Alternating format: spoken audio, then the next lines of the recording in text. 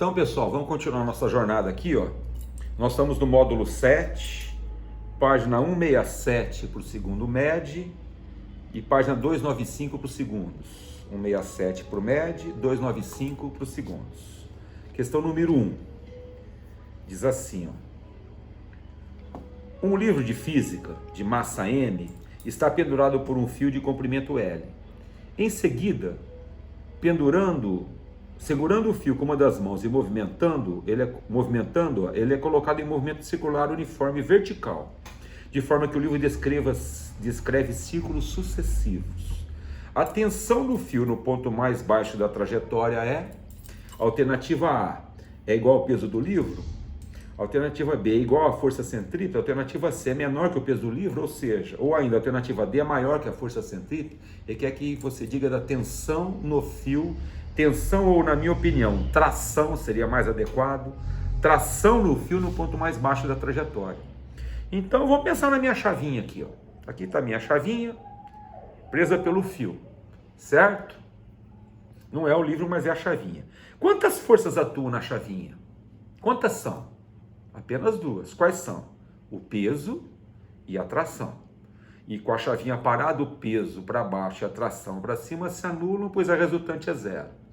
Mas se eu colocar essa chavinha para girar, conforme ele está propondo, em movimento circular, num plano vertical, o livro girando assim, eu tenho apenas duas forças atuando na chavinha ainda, que seria o peso e a tração. Mas agora tem centrípeta. A centrípeta não é uma terceira força, a centrípeta é a resultante. Tem apenas duas forças atuando na chave, estando ela parada ou estando ela em movimento circular. Apenas duas forças, tração e peso. A diferença é que, com ela parada, a resultante é zero, a tração e o peso se anulam.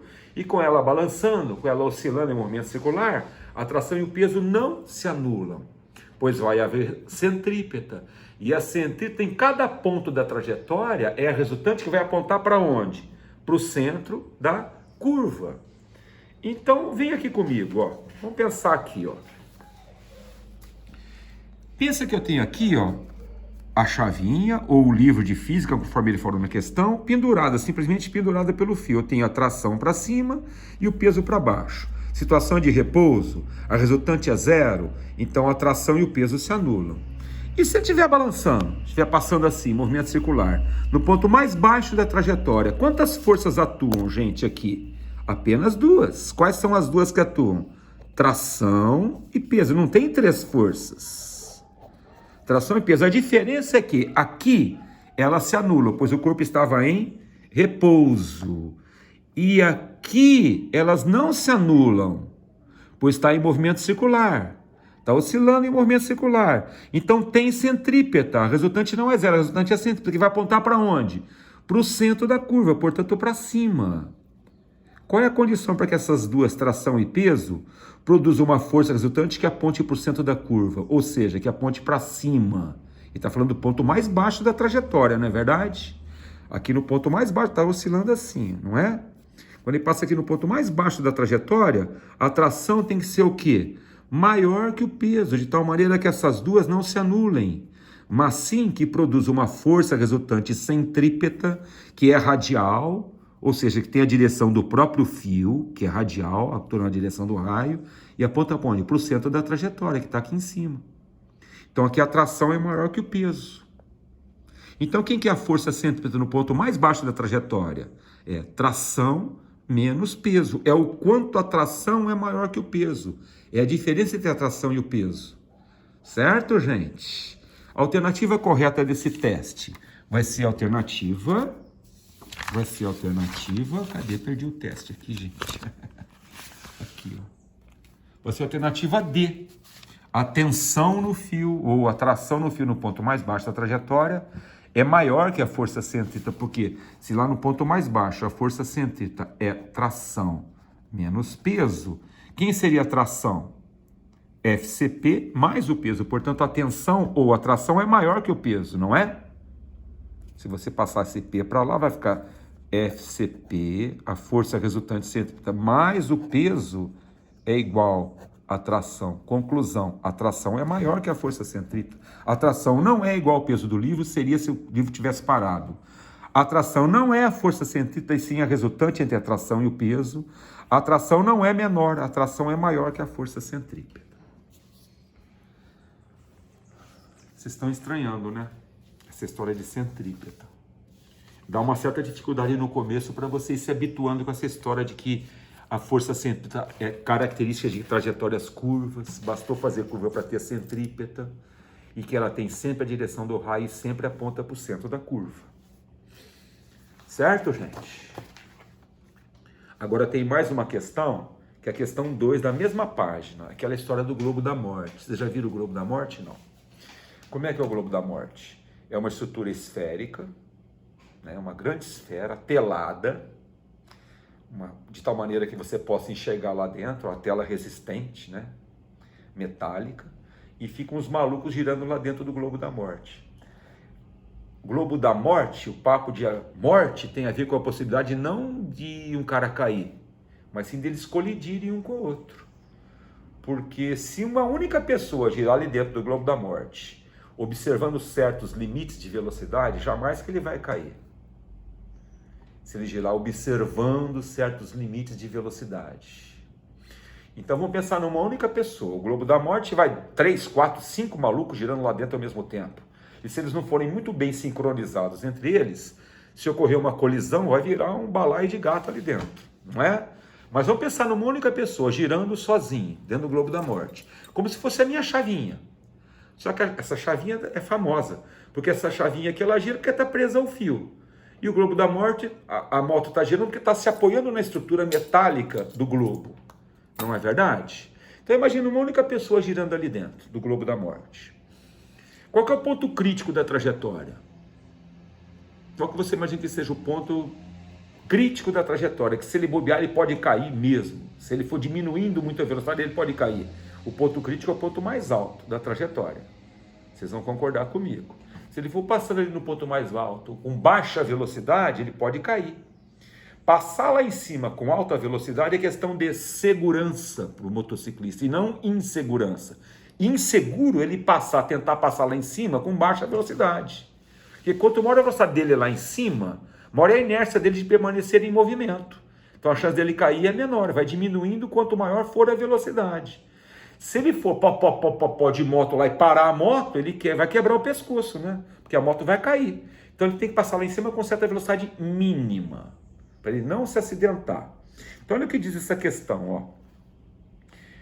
A apresentação de motociclistas dentro do globo da morte é sempre um momento empolgante em uma sessão de circo, pois ao atingir o ponto mais alto do globo, eles ficam de ponta cabeça. Para que nesse momento o motociclista não caia, é necessário que ele esteja com uma velocidade mínima, que se relaciona com o raio do globo, R, e a aceleração da gravidade pela expressão. Vou demonstrar essa expressão já para vocês, ó. Velocidade mínima é raiz de R vezes G. Esse R é o raio da trajetória e o G é a aceleração da gravidade. Com R dado em metros, considere que no ponto mais alto da trajetória de um globo da morte, o motociclista não caiu, pois estava com a velocidade mínima de 27 km por hora. Sendo assim, o raio do globo é aproximadamente em metros. Quer saber o raio do globo? Essa questão é muito simples, é só aplicar a formulinha aqui que ele deu. Mas vamos justificar essa daí, vamos fazer o mais difícil, que é justificar essa fórmula aí, ó. Então venham aqui comigo, ó. Venha aqui comigo. Eu fiz o desenho do globo da morte aqui, ó. Aqui está o motociclista, ó. Passando aqui no ponto mais baixo. Aqui não tem risco nenhum dele cair, não tem para onde ele cair aqui, não é verdade? Quais são as forças que atuam nele aqui, no fulano? Quem puxa ele para baixo? Na moto. Nosso móvel é a moto e o motociclista. Então vou olhar para a motocicleta e o motociclista, que é o nosso móvel. Quais são as forças que atuam no móvel? O peso, que puxa vertical para baixo, e a normal do globo, que também é vertical, no ponto mais baixo é para cima. Se ele parar a moto aqui, se não houver movimento, o que acontece? Acontece que a normal se anula com o peso. Não é verdade? Porque ele parado, a resultante seria zero. Mas com ele passando aqui em movimento, a normal não é igual ao peso mais, pois ele está em movimento. E a trajetória é curvilínea. Olha o centro da trajetória aqui, ó. Haveria aqui embaixo uma resultante que apontaria para onde? Para o centro da curva, que é a resultante centrípeta.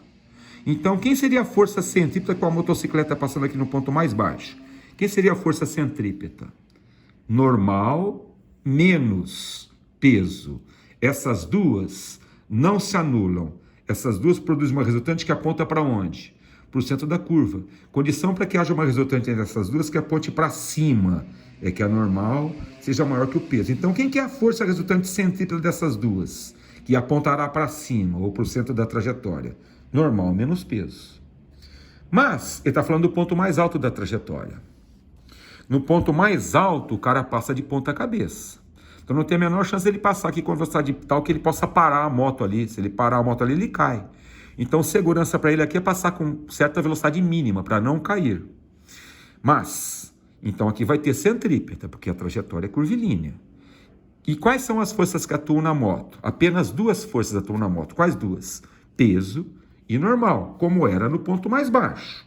Peso e normal. Só que ali em cima, a normal aponta para baixo. Não é verdade? A moto faz força no globo para cima, uma normal no globo para cima, ao passar ali, o globo faz força na moto para onde? Para baixo. Então, quem seria a força resultante centrípeta aqui no ponto mais alto? A resultante dessas duas, que devem apontar para onde? Para o centro da trajetória. As duas têm a direção do raio e as duas apontam para o centro da curva. Quem que é a força centrípeta aqui em cima? Peso mais normal. Então, quem que é o FCP ali em cima? Normal mais peso, ou peso mais normal. Quem que é o FCP ali embaixo? Normal menos peso. Estão sacando, gente? A resultante sempre aponta para o centro da curva. A resultante centrípeta.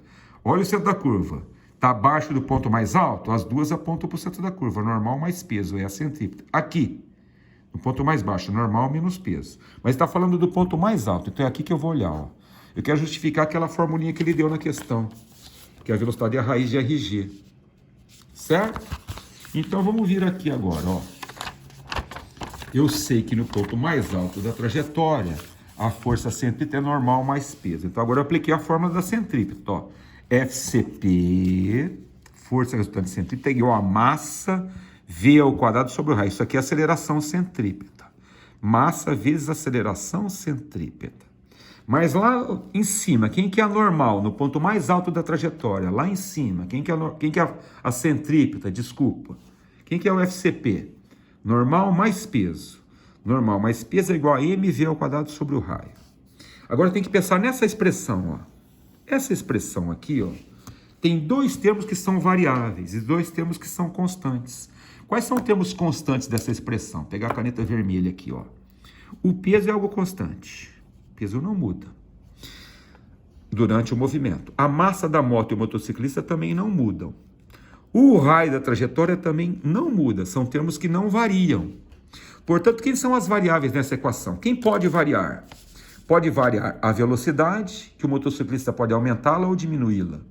E junto com a velocidade do lado direito, quem que vai variar do lado esquerdo? A normal, pois o peso, a massa e o raio são termos que não variam, são termos constantes. Então, observa, se a velocidade aumentar, a normal tem que aumentar junto. Então, quanto maior a velocidade, maior a normal. Pois essas são as duas variáveis, velocidade e normal. Ao inverso também é verdadeiro. Se a velocidade diminuir, o que vai acontecendo? A normal vai diminuindo junto. Então, diminui a velocidade, diminui a normal. Quando que essa velocidade vai ser a mínima possível? Quando que eu terei velocidade mínima aqui? Quando a normal diminui tudo que ela pode diminuir. Quando a normal valer zero.